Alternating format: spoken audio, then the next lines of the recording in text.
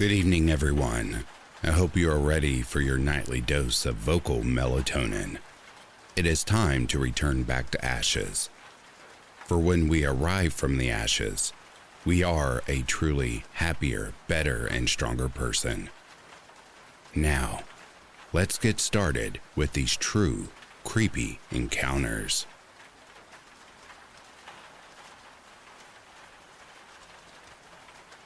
This happened 2 years before my classmate suffocated me, and at the time I was pretty young. Along with my other classes, I had swimming classes. We went with my teacher, who was in her early 60s if I remember correctly, and a teaching assistant. There was always a lifeguard, sometimes even two. My school rented the pool from the university next door, and my class consisted of just over 20 students. We all got changed and waited on benches that were positioned inside the water. We had these heavy metal benches that were tall so we could stand on them and have our upper bodies above water. There was no shallow end, just a regular deep expanse. I was a very agitated and fidgety child, so I bounced up and down, messing around. Unfortunately, my foot slipped off the edge and I fell. I realized immediately I was drowning. I could not swim very well, and I jumped and pushed against the walls and pool floor, trying to get to the surface. My classmates were screaming, trying to pull me up, as it was obvious I needed help. I kept trying to get to the surface. My classmates' screams got louder. No sign of the lifeguards. I was still drowning, scared, and getting tired. I forgot about the people around me. There was just me and water. After what seemed like forever, I was hauled out, finally, by a lifeguard and yelled at, thoroughly. I was so scared, I ran into the bathroom, refusing to swim anymore. My teachers called my mom, telling her I intentionally skipped class for no reason, failing to mention I almost drowned, even though I begged to talk to her. I was sad and angry that they did this. Also, how could they and the lifeguard have been so unresponsive to all the screaming and at me drowning? When I got home, I was again scolded. Many years later, I told my mom what really happened, and she was shocked and angry at my teachers, confirming that they hadn't said anything about it.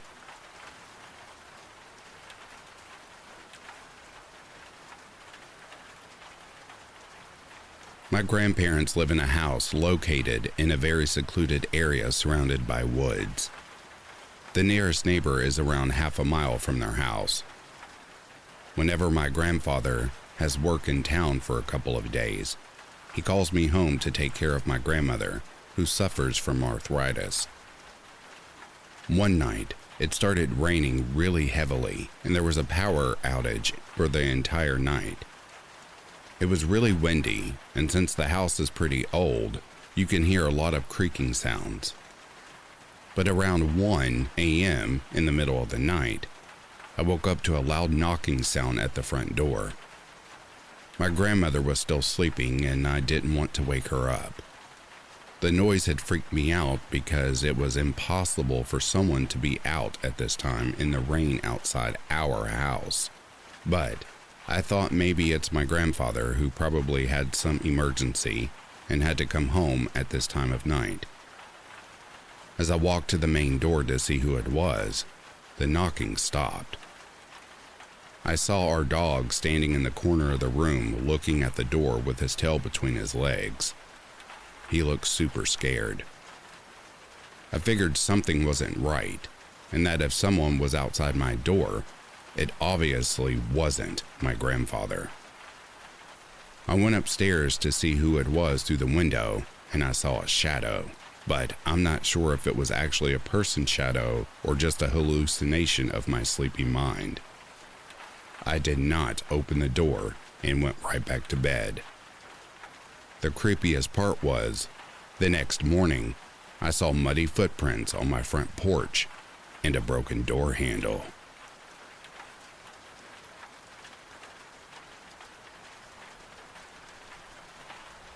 This happened a long time ago at this point, but it still creeps me out.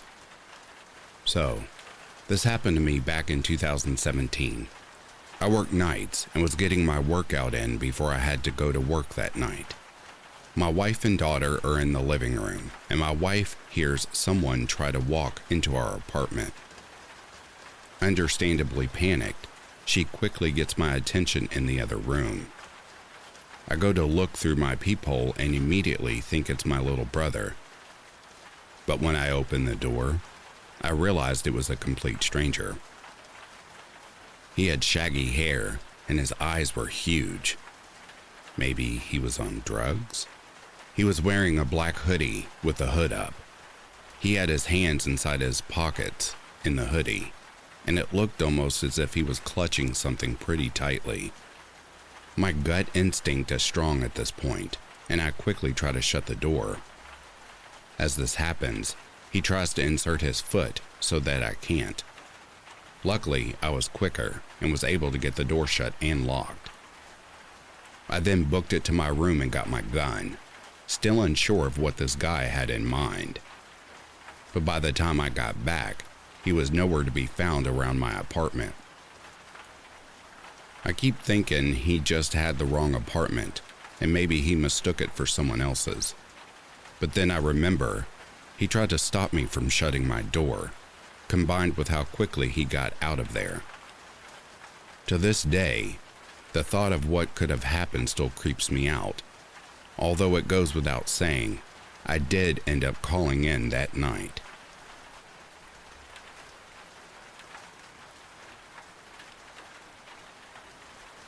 Two years ago, my mother and I were home alone for a few days because my father and my brother were traveling together.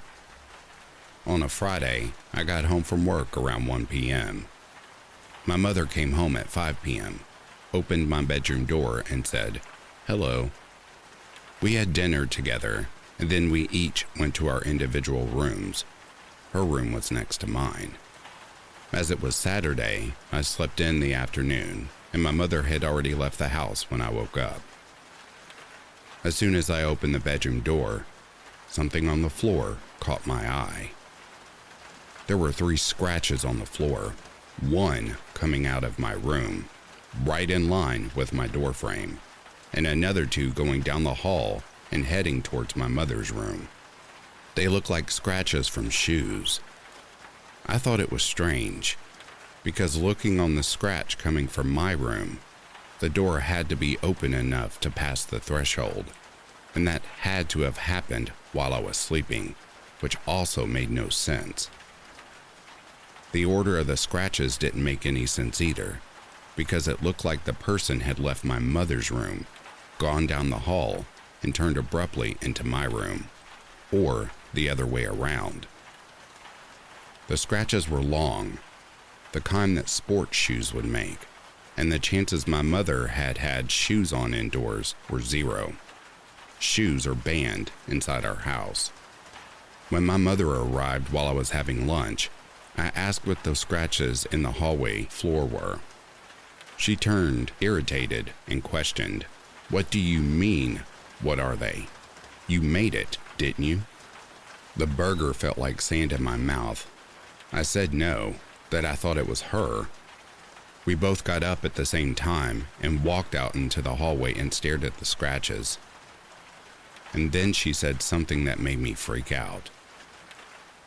"By the way, I didn't clean it because I had already cleaned up the mud you brought into the house. I got irritated and thought I'd at least leave this here for you to clean up." I almost fell backwards. "Mud?" I asked. She gave me a nervous smile and said that there were small concentrations of mud in some places in the house, that she found them in the morning on the porch, in the living room, and in the hallway too. I hadn't even been on the porch that day. A shiver went through my whole body because I knew someone had entered our house, and the worst thing was, they had opened my bedroom door and watched me sleep. I still have pictures of the scratches to this day.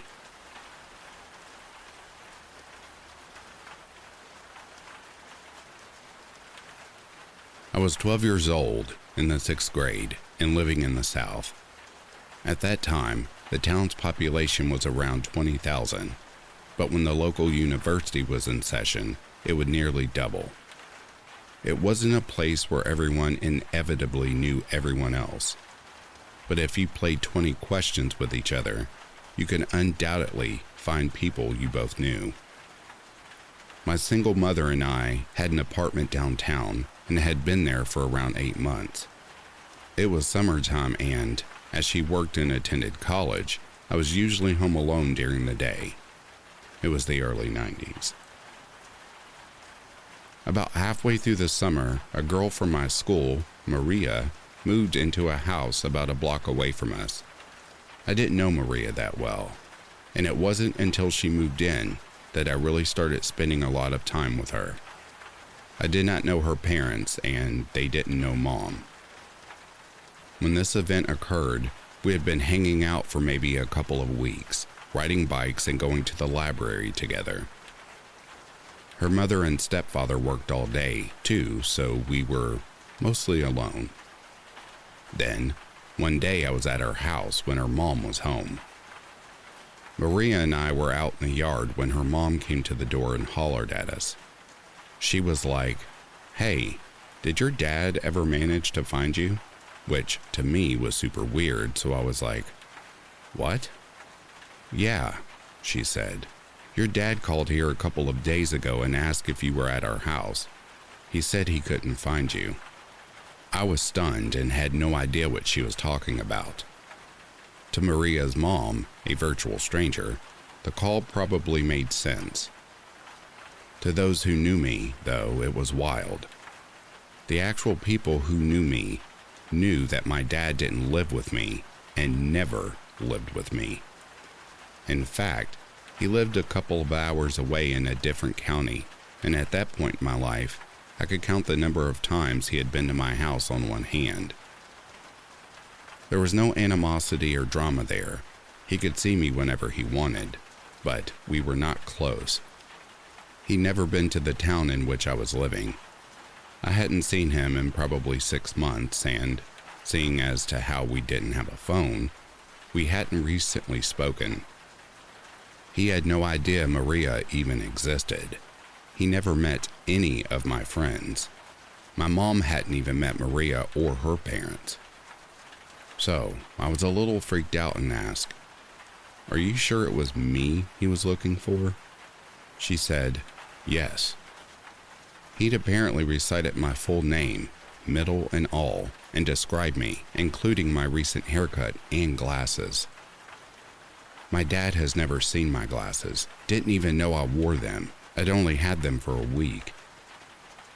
She said he'd asked if she knew where I was, that he couldn't find me, and she told him to try my apartment. He apparently said okay and hung up. Well, of course, I went straight to a payphone and called my dad as soon as I left, and of course he had no idea what I was talking about. In fact, it bothered him. To this day, I have no idea what that was about. Was it a prank call or somebody coincidentally looking for their daughter of the same name and physicality? Maria's mom thought it was me? Or was it some guy actually trying to abduct or stalk me? But in that case, how did he know to call Maria's house? He would have needed to know Maria's parents' last name for one thing, and her mother had remarried. Her last name was different. And what was the point? I was often alone. I was probably easily abductable at that time. Nothing like that happened again, but a few weeks later, I did get a really strange feeling after coming home from the used bookstore. I'd just gotten upstairs and had unlocked my apartment door when something like trepidation hit me with full force. The living room looked fine. I didn't see or hear anyone, but I got the strangest sense that someone had just been in that room seconds before. When I tried to step forward, every hair on my body stood straight up. I didn't question it, just slammed the door, ran down the stairs, and stayed at the library until Mom got off work. Maria's family moved a few weeks later, but we were there for another year. As far as I know, nothing else happened. A quick update. I just did a Facebook Live video with my mom about this to see if she remembered anything else. She not only remembered it, but said that she'd gone down and talked to Maria's parents at the time. I didn't know that. Apparently, the guy had also asked if there were any places I might be, like he was fishing for information. The biggest thing, though, is that he asked using my full name. My dad never used that name. He's the only person in the world who calls me by a certain nickname, a shortened version of my longer name. My 11-year-old theorized that maybe he was planning on abducting me and called Maria's house posing as my dad, so that when I disappeared, my dad would be suspected. He may have known just enough about me to know that my parents were separated, but not enough to understand certain details, like my nickname or my parents' situation.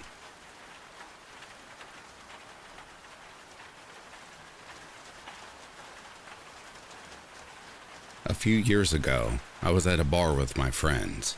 I was the youngest, only 21, and probably the friendliest and most naive out of all of us. We were talking to a group of strangers, and one of the men and I started talking about how I was looking for an apartment in the area. He said he had an extra room currently for rent for $400. We were in Brooklyn, so that was a crazy good deal. He offered to show it to me and told me it was right around the corner from the bar.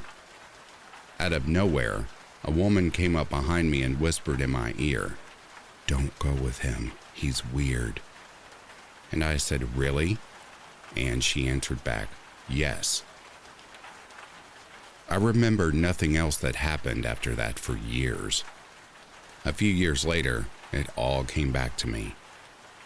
I went outside for some air after declining to look at the apartment and immediately started passing out on the bench outside and called myself an Uber home.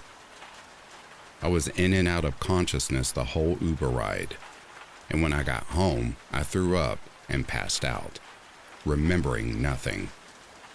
I only had one drink that night. I am certain I was roofied by that man, and he tried to lure me back to his place to do God knows what. I don't remember the woman either. I don't remember anyone else being there when we were talking about the apartment. It was literally like she came out of nowhere, whispered in my ear. I turned around to confirm, and that was it. To the strange woman that I forgot, thank you for saving me.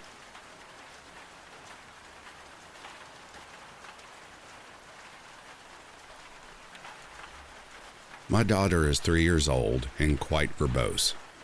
While her language and vocabulary skills are impressive, it's her memory that gets me. Her memory is fantastic.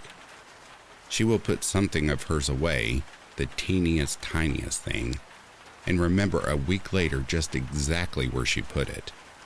Or if I set my glasses down for a bit and then can't find them because my vision is plain awful, she will remind me that she saw them earlier in a particular room next to a particular item. Definitely a very keen and aware child. Just last week she told me, "Mommy, do you remember the time we first got Pearl?" That was our corgi. "And she was a baby and you let her ride in my lap all the way home? I like that." She was 18 months when that happened. I had just gotten Pearl and we were in the car headed home. I asked if she wanted to hold the pup while she was buckled in her car seat. Crazy memory skills, right? Okay, so that's for the backstory. About a month ago, she asked me if I remembered when she was in my belly. I said, "Of course I remember. You love to stretch and got the hiccups every single day." I laughed and went on about her hiccups, and she laughed with me. Suddenly, her countenance changed, and she looked a little morose. After a moment or two, she asked me a question that rattled me to my core. "Do you remember when I was in your belly and he threw the remote at you? You were very scared." My ex, her biological father, was, or is, a real piece of work. Classic controlling narcissist with a temper. I had wanted to leave him long before we ever conceived. I was about 7 months pregnant at the time, and out of nowhere, he blew up at me and started yelling. I jumped off the couch as quickly as I could and ran behind it, so there would be a barrier between us. He yelled some more and threw the TV remote at my stomach. I swatted it away with my hand, so thankfully it didn't hit me or hurt her in any way. After more yelling on his end, I called a friend, made a go bag, got my keys, and left him. It had been a long time coming, and that was the final straw. My daughter has never been told that story, as it wouldn't be appropriate. I've never talked about it with people in front of her at any age. Again, not appropriate. That's her father, and as shitty as he is, I refuse to speak negatively about him to her. I will honor and protect their relationship provided it stays healthy. She's never heard any kind of anything about him that would put him in a bad light, and that narcissist would never admit any wrongdoing, ever. Nor would he ever mention that incident to her. Somehow, she still knows. "Do you remember when I was in your belly and he threw the remote at you? You were very scared." Yes. Yes, I was.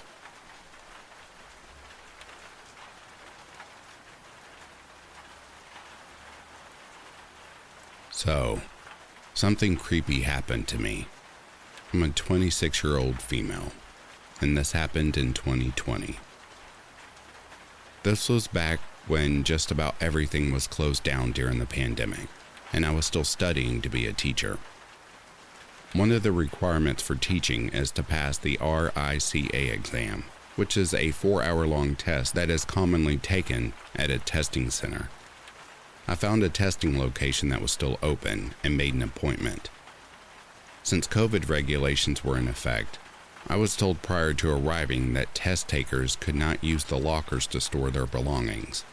I don't know, sanitation issues? Anyway, my mom offered to drive me to the test site and said that she would pick me up after going to grab lunch. This is important because A, I didn't drive, and B, I decided to leave my phone with my mom because it would be easier with the lockers not being in service.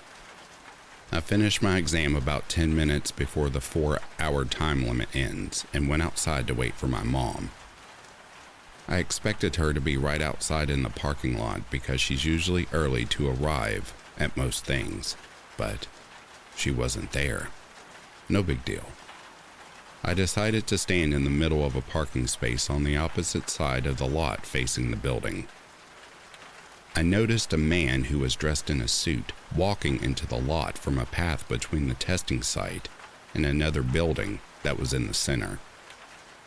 He didn't acknowledge me and got into his car that was parked a few spots over to my left. He backed out of the spot and started turning his car in my direction, which was also the opposite direction of the only exit the parking lot had. I knew then something was really wrong, but before I could start making my way back into the testing site, he blocked the parking spot I was standing in with his car. He had his passenger window rolled down and started to tell me how beautiful my hair was. I said thank you, and he started to say other things, but I couldn't make it out because he began speaking softer. I felt myself take a step forward naturally to try to make out what he was saying, but stopped because I realized that that was probably what he wanted, me closer to the car. He must have noticed my apprehension because he then began negotiating a friendship, saying he was from Uganda and that he needed someone to show him around. This interaction lasted less than 30 seconds and ended abruptly when out of nowhere, he put his car in reverse and dipped out of the parking lot. Now that his car was out of my way, I was able to see that 2 workers from the test site had exited the building at some point and were yelling for me to come inside. They saw the interaction, thought it looked off, and offered that I wait for my mom in the lobby. Has anything like this happened to anyone before? Any men in nice clothes with nice cars saying they are Ugandan, with accents to back it up, acting predatory? It really bothers me because young adults frequent these types of testing sites all the time and leave dazed and vulnerable after sitting through 4 hours of exams, many times with nothing on them but an ID like me. Did this man know that? And are there others out there staking out test sites for this reason? Did those proctors save me from being trafficked?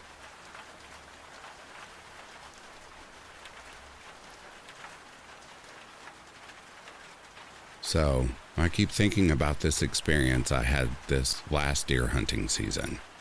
Me and a few buddies were up in the woods, and we kept hearing stuff crashing in the woods every night. And every night, it would get closer and closer. We stayed pretty late on our second to last night. We were passing around some Appalachian moonshine, highly recommend if you like to drink, by the fire, and out of nowhere, we hear this blood-curdling scream, and then afterwards, just repeatedly, in the same cadence, "Help me!" And my buddies just looked at each other, wide-eyed, because we'd been hearing that crashing the nights previous, so I got up and grabbed my shotgun and popped the shell off. It got quiet for about 30 seconds, and we thought we were in the clear. Then we heard another blood-curdling scream, way closer, so we decided to just head to bed and try to sleep it off. I passed out and got woken up by my buddy Chris, and he was terrified, shaking, trying to wake me up ASAP. And then I heard it. Just really heavy steps, maybe 10 yards from our camp. And then branches snapping and then crashing off in the distance. I have never in my life been so scared. We didn't sleep whatsoever and didn't get out of the tent until 10 a.m. the next morning. We packed up and left. I'm not sure if it was someone just screwing with us or not, but never in my 11 years of hunting, and never in my whole 21 years of spending time in the woods, have I ever experienced anything like that. I've encountered cats, cougars, bears, wolves, and every time a shotgun scares them off. I've also heard the notorious screaming woman from cougars, and they tend to be very high-pitched.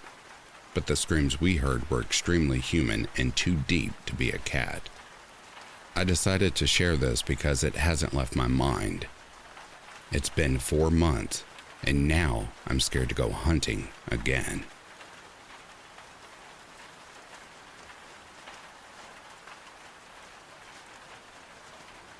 My family and I are from Australia, and back in 2007, we decided to take a month-long holiday to America. We traveled from LA up the West Coast, and then back down through Nevada. We did this by renting a car and doing the whole vacation road trip style.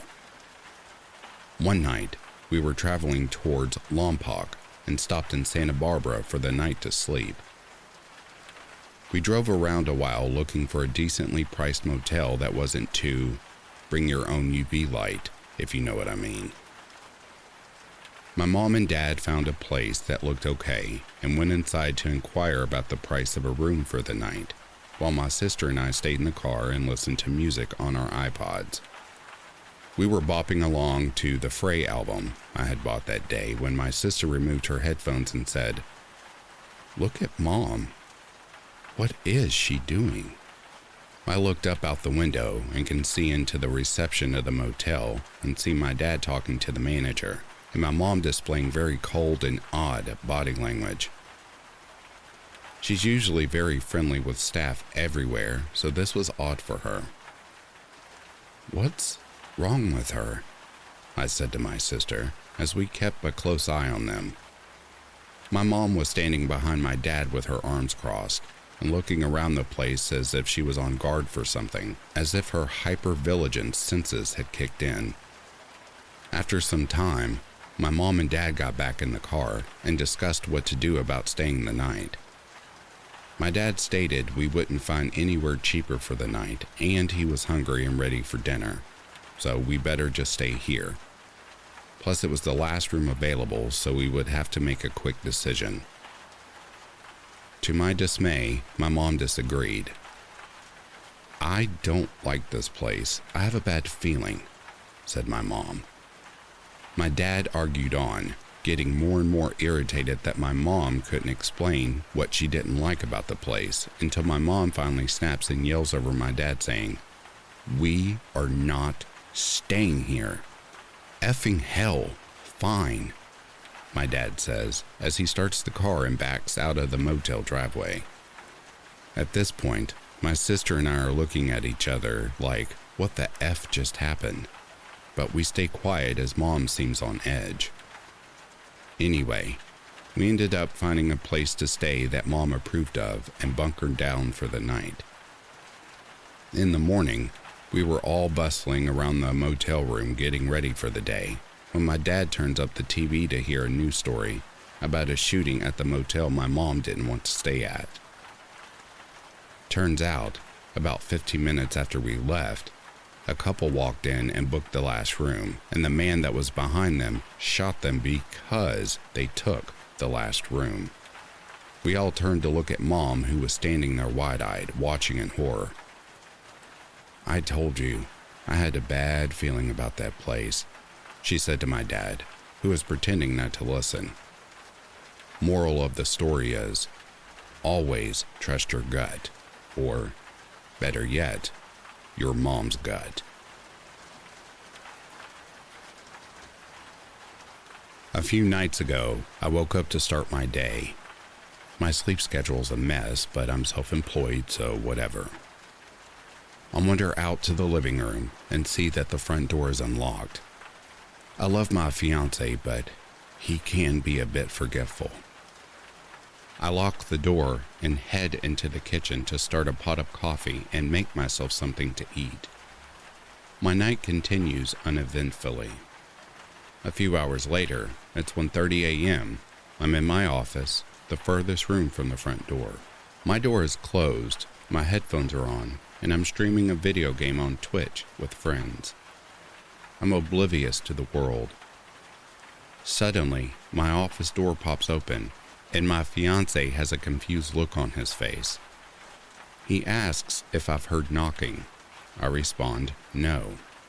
And I'm unsure how he could hear any knocking, as our bedroom is basically surrounded by other rooms.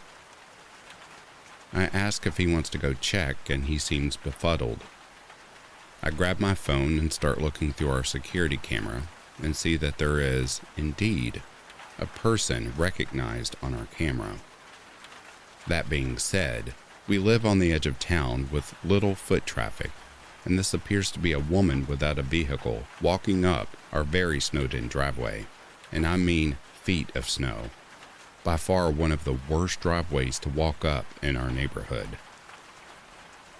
My fiancé and I approach the door, and our exchange goes as follows. "Hello?" The older woman replies. "Hi, is this Jennifer?" "I'm sorry, ma'am. Jennifer doesn't live here." "No, is this Jennifer Street?" she says. "Oh, yeah, this is Jennifer Street. Do you need assistance? Should I call the police for you?" "Only if you think you need to. I'm just kind of lost. Do you know if someone with a primer gray truck lives on this street?" she says. At this point, I'm just kind of like, it's a bit of a dirtbag street on the end of town. There's probably a few primer gray vehicles here.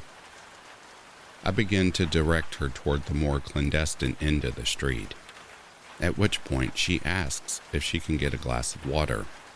My fiance, who had been completely silent up until this point, responds, "No, I'm sorry, ma'am." At which point I excuse myself because I needed to use the restroom. I have a nervous bladder. Can't be helped. I open the bathroom door and he tells me that he asked her to leave and she sounded like she was sobbing before she left.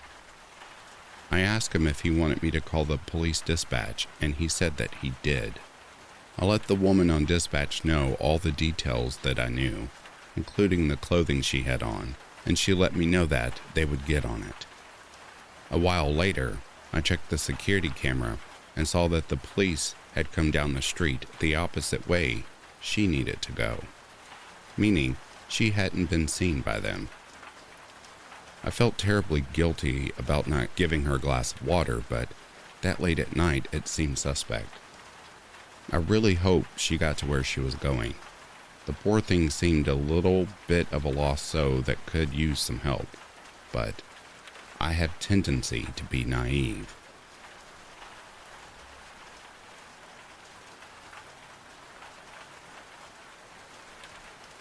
I'll start with some brief context. I had lived with an abusive male partner who didn't value my safety whatsoever. He got really mad if I didn't leave the door unlocked, and we lived in a not-so-great part of town. He was way older than me. I was barely 18 at the time, and he was 26. Neither of us owned a car. He worked at Waffle House, and I was getting sick constantly, so keeping a job wasn't easy for me. He liked drugs and alcohol, and he traumatized me in regards to both. He would blame me for his usage, and then would assault me while on it. Fun fact, he said if I reported his conduct, he would blame me because he was the one on the substance, not me. I digress. When I finally got the courage to leave, for the last time, I did it while he was at work. I begged my mama to help me get my necessities, stuff with emotional value and some clothes. Instead, she called the cops. There was a warrant for his arrest, and she got a police escort just in case. As soon as he got out, he immediately started messaging me from different new numbers threatening to murder me and my family if I didn't go home with him. It didn't matter how much I blocked him, he kept at it. I was scared, but I thought for the most part I was safe. After all, he didn't have a car. I was wrong. After about a week into this, he and his gun-owning friend showed up. He banged on the door and was screaming. His friend, owning a gun, is important because he repeatedly said that he and said friend would shoot us. My window was in the second floor facing the street, and my stomach dropped when he saw me. I immediately dropped and army crawled to my little brother's room and hid in the closet. His window faced the backyard. I guess my monkey brain felt safer there. I was the only one home and scared that if I breathed too loud, he'd hear me. I was terrified. I didn't want to call the police because my dumbass thought he'd hear that too. I silently texted my mom. Police arrived about 20 minutes after my mom said they were on their way. He and his friend were taken into custody after that same friend had gotten him out on bond. His friend did have a gun. He didn't. Bottom line, I was able to get a restraining order, am strictly sober, and definitely in therapy after that.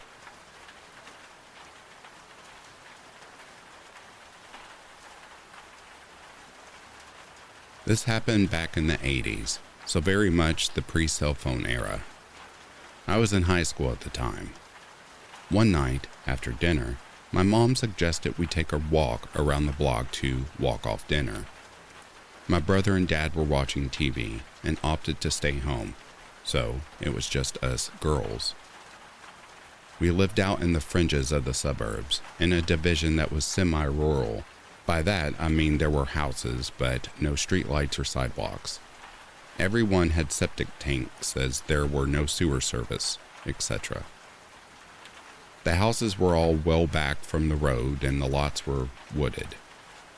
Anyway, we're walking around the block, which is about 1.5 miles total, and we're almost back home.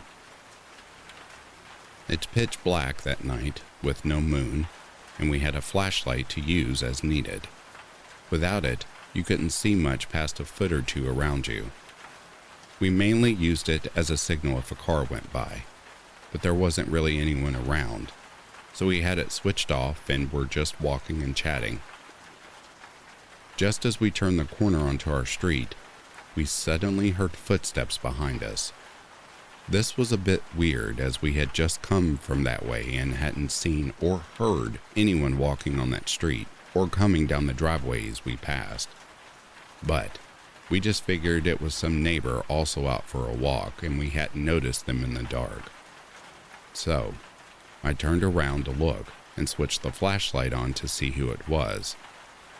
They immediately switched a flashlight on too, so I could only see their light and not them. They said nothing. We kept walking, but the footsteps behind us sped up now, and they sounded heavy, so we thought it was a man. We sped up, he sped up. I turned the flashlight back and he turned his on again in silence. We were too scared to call out, and now we were approaching our driveway. As we got there, I pushed my mom in front and told her to get up the driveway, which was steep and long. Once she had a start, I sprinted up after her. As I did, the footsteps veered away to the other side of the road and kept going. Nothing was ever said by this person, and normally people here waved and spoke when out walking or even driving by. When we got up to the house, my dad said it was probably just a neighbor. So my brother and I got in my car and drove down the road to see who it was. No one was there. We went around all the roads and no one was walking on them. There wasn't time for him to leave the area. Either it was a nasty neighbor getting off on scaring us and then ducking into a house, or whoever it was came out of the woods behind us and then disappeared back into them.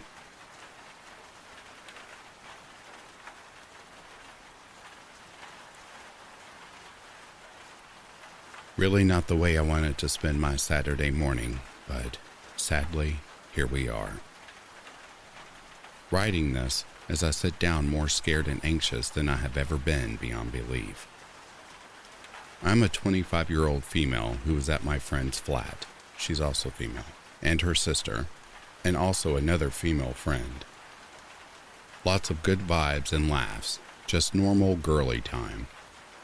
At some point, a trusted nice guy, bit of a simp, but someone we wouldn't feel uncomfortable around. Women know what I mean, especially about the nice best friend to girly guy. Anyway, he was very approachable at first, very polite and sweet, but I was always told to never trust anyone who is too nice on first appearance. It's usually a overcompensation for something, or to hide something evidently darker, as I found out later on. He slowly became more argumentative and had a very patronizing, condescending tone, which would arise for no reason. He acted like he was being completely normal, despite being passive-aggressive. It was a quick turn. Moving on, he attempted to take my water bottle. Sounds stupid, I know. And I insisted to everyone for no reason when I took it back out of his pocket. Which is weird anyway. Who put someone else's Evian bottle in their pocket? He then insisted it was his, and he brought it in with him, and genuinely seemed to believe it was his. This is when I got a weird gut feeling something was just not quite right. We then proceeded to have a back and forth argument. Nothing harsh was said, but I told him that he thinks he is the smartest person in the room, but I could see right through him. Quite an assumption to make about someone, but as a human, we sense danger. Well, not everyone sadly, but hey, please learn from the story. Then to top this already slightly alarming experience, He started pulling very vulgar sex faces and hand motions gesturing to penetrate me. He then spread his fingers in the air and proceeded to flick his tongue, and not even a joke type, way between mates. I didn't know this person from Adam. He did it every time he got the chance. He was pretending to do some weird sex motion. Needless to say, I was very disgusted as I barely even knew him. And it wasn't in a banter type way where it was laughed off as a little one-off, but he repeatedly did it. He did this to me as no one was looking and stood slightly behind my friend who was talking so he could make these ugly gestures to me. He kept asking me to come back to his flat and told me he wants to take me abroad as he needs someone to look after him when drunk. I told him I'm not a babysitter, in a bit of a joke way, and he went straight away very stiff and defensive. Slightest thing seemed to trigger him. After being in a high alert abusive situation for many years, sadly you recognize even more so that something in the air just isn't right. Even if you're not 100%, your gut feeling always follows it because it is there for a reason. There is absolutely no need for taking chances. Sadly, the world is too unkind.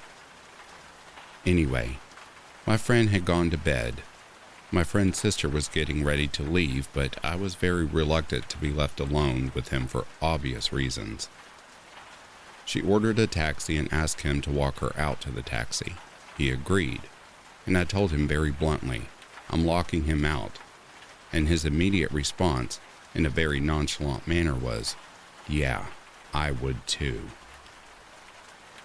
That, for some reason, was what made me double down wholeheartedly on making sure I locked him out. Despite my friends maybe getting upset, I've locked another friend out. I wasn't too concerned about what they would say as I knew in my heart this man had ill intentions. I got the vibe he was pre-warning me, a bit like an animal playing with his food before eating it. He was enjoying being weird and making me uncomfortable. As he walked out the door with my friend, I immediately locked the door, and thank you God and Jesus above that I locked the door, as usually I am a complete fairy and would forget, but in this instance, I am forever grateful I turned the lock. Thinking I was free of this weird creep, I heard talking at the door and someone trying to slightly push open the door. I told him I was feeling scared and don't feel comfortable at all in his presence. I called him a weirdo and a creep, and his response was, I'm not that weird, but said it in an inquisitive way like he was trying to convince himself, and not any point did he take offense to my dramatic accusations and labels. I told him he had suppressed sexual urges. Bear in mind this is 3 a.m. in a block of flats and we are having a conversation through the locked door, and he won't be taking them out on me. He then proceeded to say, "Aw," but not in a cute way, but in a very apathetic, weird tone. Even in these interactions, I was panicking more because instead of just thinking he was a runaround normal creep, I was digging into something much weirder and darker. He proceeded to attempt to open the door again, begging to just talk to me for 2 minutes. And weirdly enough, I couldn't make out if it was really him through the door, as I had bad eyes, but I knew it was him obviously due to convo we had. He stood outside for 15 minutes pretending to book a taxi, and kept repeating that our mutual friend was gone. He then left, and I was on high alert, so was standing by the door, and out of nowhere a white guy, original guy in story is biracial, so I noticed straight away it wasn't the same person. He walked straight over to the door and covered the peephole with his thumb. This made my heart literally quiver. I was genuinely scared for my safety in a way that was very unsettling, and I hope no one else feels that fear, but those that have know your heart just sinks in a horrible way. This door was the only thing separating me from an utter evil predator. What made it so weird was that he was attempting to get a friend to come around and let's all go out up to town. It was weird as no one was dressed for such outings. But looking back, that second guy who came to the door ever so randomly and covered peepholes, he looks like he left something on the floor, but I am obviously not going outside to check, as I panic so bad. I don't remember if I saw him leave the little hallway/communal entrance, but I'm not sure if he did. I woke my friend to tell her. She could see I was so scared. I told her what happened, and she said she has never had anything like this happen, and how she doesn't know any older type white guys. She is a 24-year-old Jamaican woman, and just doesn't happen to know any middle-aged white guys. It wouldn't have been so scary, but the way he just came right to the door and immediately covered the peephole, like he knew someone would be looking through there. I believe maybe this was connected because what are the odds of this happening so close to each other, about 10 minutes difference, and not have some form of connection? Either way, please remember, locking doors saves lives. Simple as that. If that door had opened when he had attempted due to being unlocked, who knows what I would have endured. Never had anything this creepy happen to me, and I live in a big city and have lived a slightly unconventional lifestyle, so I've seen it all. People are very dangerous. Please be aware if you feel something isn't right. If you do feel it isn't right, just know it's not.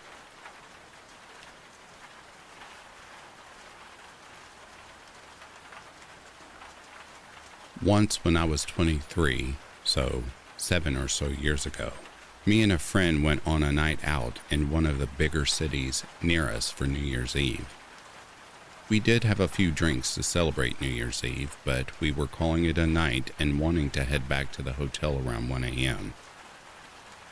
As we were making a move to head back, my friend went into a kebab shop for food, but I didn't want any, so I waited outside the shop for her.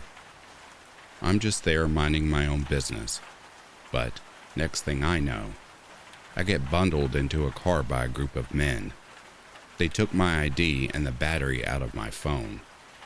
I was a bit shocked, and it took me a few moments to process what just happened, but then I started freaking out and shouting. I do have family in said city and told these guys as much, and that they better let me go or it won't be nice for them. The car stops at a red light, so I managed to get out and started running. I took my heels off, ready in case. They tried to come back for me, but they didn't, and I did hide behind a shop for about half an hour. I didn't exactly have an idea of where I was, as I didn't know this part of the city super well. I managed to flag a taxi down and got back to the hotel where my friend and I were staying. I was terrified for weeks, in case these guys might find me, as my address was on my driver's license that they took. Please, everyone, be careful out there.